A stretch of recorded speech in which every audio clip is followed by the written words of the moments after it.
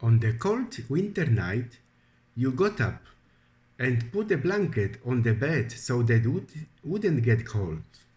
You would kill anyone who tried to hurt them. You tried to kill that man in the corridor as well. And it was like that for a few days. And then, one sunny day, they go completely innocent outside and fall right into the grief to which you gave your life to spare them. Here Julia thought for a moment, then suddenly gasped. My friend, she needs me more than I need her, and I think being needed is almost as good as being loved. Maybe better. Our friends, they did not learn compassion from their own anguish, but thus their suffering was wasted. Yes, when I grow up and have my own home, there will be no plush chairs and lace curtains for me, and no rubber factories. I will have a desk like this in my living room, white walls, and clean green tissue paper every Saturday. Saturday night, and a row of shiny yellow pencils always sharpened for writing, and a golden brown bowl with a flower or a few leaves or berries always inside, and books. A person who pulls himself out of a low environment along the God-fearing route has two choices. Rising above the surrounding, he can forget about it, or she can rise above it and never forget it, and keep in her heart compassion and understanding for those she left behind in the cruel climbing of life. Nurse Julia chose the way of forgetting. However, standing there, she knew that years later she would be haunted by grief in the face of this hungry child, and that she would bitterly regret that she had not said a comforting word then and had not done something to save her immortal soul. She knew she was small, but she lacked the courage to be otherwise. There are very few bad people. It's just that a lot of people are unlucky. Robert will go out now to keep this moment a perfect memory. Make it our song and think of me every time you hear it. See, that's the whole problem. We are too similar to understand each other because we don't even understand ourselves. From the last Christmas Eve, from then on, the world was her new challenge, and to be read anew. To be read. She will never be lonely again. She will never miss the lack of close friends. Books made friends with her and were unique for every mood. Julia had a strong desire to survive, which turned her into a warrior. Robert yearned for immortality, which made him a useless dreamer.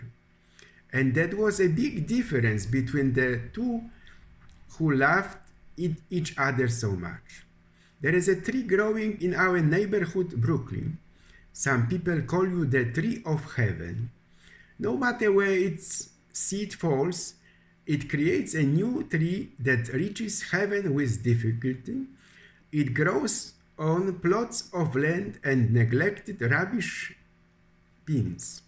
It grows out of the basement grates. It is the only tree that grows out of cement. It grows luxuriantly. It will survive without sun, water, and seemingly without land. They would have been considered beautiful were it not for the fact that there was too much of him as she said. It was the last time I saw the river from this window, Julia said. The time of anything has power, even the infinity of death itself. It's what I see now, she thought, which allows me not to see the same way anymore. Oh, one last time, you see everything clearly. This view reveals the only perspective.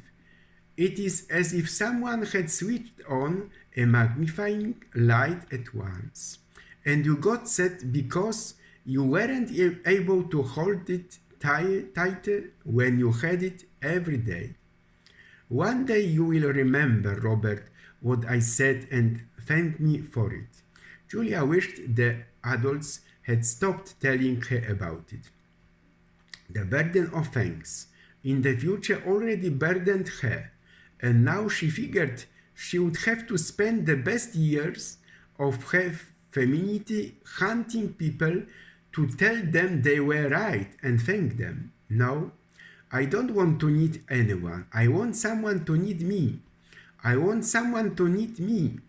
The library was a bit of an old, shabby place. Julia thought it was beautiful.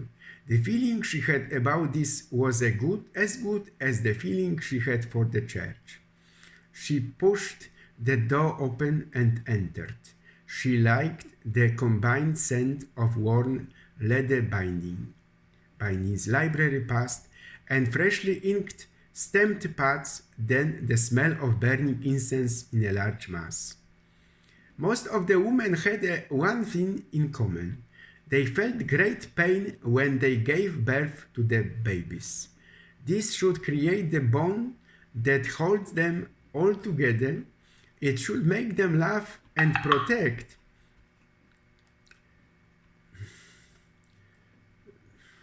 each other from the human world. But it was not so. Their great labor pains seemed to have diminished their hearts and souls. They only stick together for one thing: to trample on some other woman, whether by throwing stones or by malicious gossip. It was the only type of loyalty he seemed to have. The men were different. They might hate each other, but they clung together against the world and any woman who would ensnare one of them. Books made friends with her, and each was one for every mood. They had to be like dark and muddy waters for the sun to have something in the background of its shimmering glory. Intolerance is the thing that causes wars, pogroms, crucifixions, lynching, and makes people cruel to young children and each other. It is responsible for most of the cruelty, violence, terror, and breaking the heart and soul of the world. It doesn't take long to write things you don't know anything about. When you write about real things, it takes longer because you have to experience them first. Well, Julia decided, I think what gives me a headache is life, and nothing else. She loved books. She loved them with her senses and intellect, the way they looked and smelled, the way they felt in her hands, the way the pages seemed to murmur as she turned them over. Everything in the world, she thought, is in books. I came to a clear conclusion that is universal. To live, to fight, to be in love with life. In love in all its ways. Joyful or painful is a fulfillment. The fullness of life is open to all of us. I want to live for something. I want to live to get charity food, to give me enough strength to come back and get more charity food. From that moment on, the world became a challenge and to be read anew. She would never be lonely again. People always think that happiness is distant, complicated, and hard to come by. But there are little things that can replace them, make up for something. I've been lonely all my life. I was lonely at crowded parties. I was lonely while kissing a boyfriend. and I was lonely at the camp with hundreds of people around. But now I am not lonely anymore. Mom, I'm young, she once said. Mom, I'm only 17. I'm strong. Mom, I'm gonna work hard, but I don't want just a new baby to grow up in me, and only to work hard. What should I do, Mother? What should I do to create a different world? How should I start? Everyone in my milieu were slender, frail creatures with puzzled eyes and soft, fluttering voices. But they were made of thin, invisible steel. Julia belonged to all Kowalski and Nowak families. She had violent weaknesses and a passion for the beauty of the Shantis Nowak. She was a mosaic of her grandmother Helena's mysticism, her stories, great faith in everything, and compassion for the weak. She had a lot of cruel will from grandfather Louis. She had some Aunt Eve talent to follow, some of Frank's abortion. She had Aunt Lucy's love for life and her love for children. She had John's sentimentalism without with his beauty. She had all of Catherine's soft ways and only half of her invisible steel. It consisted of all these good and bad things. She was the books she read in the library. She was a flower in a brown bowl. Part of her life consisted of a tree growing in a row in the backyard. She was the bitter quarrels she had with the brother she loved dearly. She was Catherine's secrets, desperate crying. She was ashamed her father was staggering home drunk. She had all these things, and something more that did not come from the Kowalski and Nowak families. Reading, observing, living from day to day. It was something that was born only in her and only in her.